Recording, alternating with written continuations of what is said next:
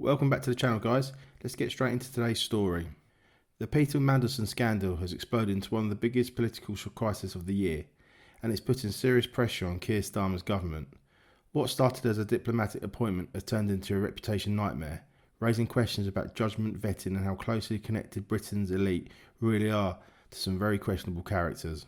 For those who haven't been following every twist and turn, here's what's happened.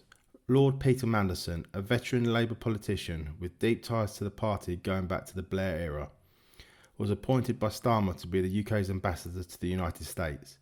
It was seen as a high-profile posting, one designed to strengthen UK-US relations during a time of global upheaval. But that appointment has now spectacularly collapsed after fresh revelations about his relationship with Jeffrey Epstein, the convicted sex offender whose network of powerful connections has been the subject of intense scrutiny for years. Newly released emails and correspondence show Mandelson not just knew Epstein, but was, by his own words, quite close.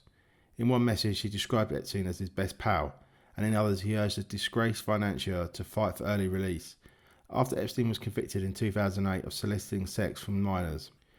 Let that sink in. A senior British diplomat, acting as the official face of the UK in Washington, was exchanging deeply personal, supportive messages with a man convicted of sex crimes involving children.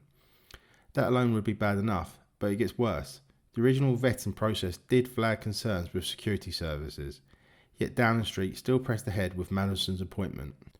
When the scandal first broke, Starmer tried to defend the appointment, saying Mandelson regretted the association, had expressed that regret and was serving the UK's interest in the role. But within days, the public and opposition pressure became unbearable. Conservatives led by Kemi Badenoch demanded answers about what Starmer knew and when he knew it, and whether he put political loyalty ahead of national reputation. Eventually, Starmer was forced to sack Mandelson as ambassador. The Foreign Office said the new emails revealed the true extent of his relationship with Epstein, and that was enough for Starmer to withdraw the appointment and end what was meant to be a major diplomatic asset. But critics aren't satisfied.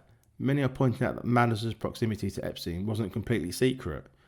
Reports including public records of him staying at Epstein's Manhattan properties years after the latter conviction were already circulating before the appointment. Civil servants told MPs that Starmer was brief about Mandelson's connections and reputational risk but chose to proceed anyway.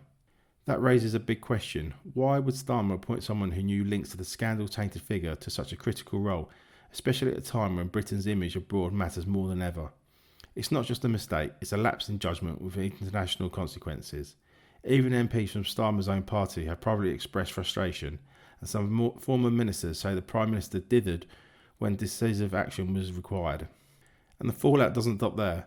Mandelson has now been stripped of honours, losing voting rights and dividends in his consultancy firm, and even facing local investigations after being pictured urinating in public, an incredibly undignified chapter for someone once seen as one of the most powerful figures in British politics.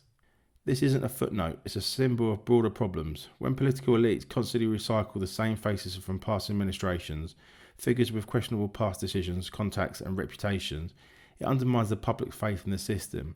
People voted for change, for accountability and for a government that put Britain first. Instead, they see a revolving door of insiders whose judgment and associations make headlines for all the wrong reasons.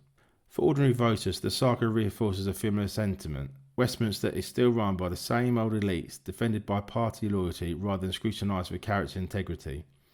If Starmer wants to rebuild trust, he'll need to show that he actually learned something from this mess. By refusing to put cronies in high office, insisting on transparency and making judgment calls that protects Britain's reputation first.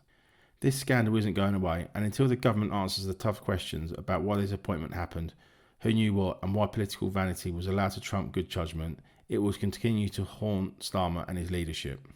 Thanks for watching, guys. If you want more honest political commentary and don't want to miss what's really happening behind the headlines, hit subscribe now and drop your thoughts in the comment. I want to hear what you think.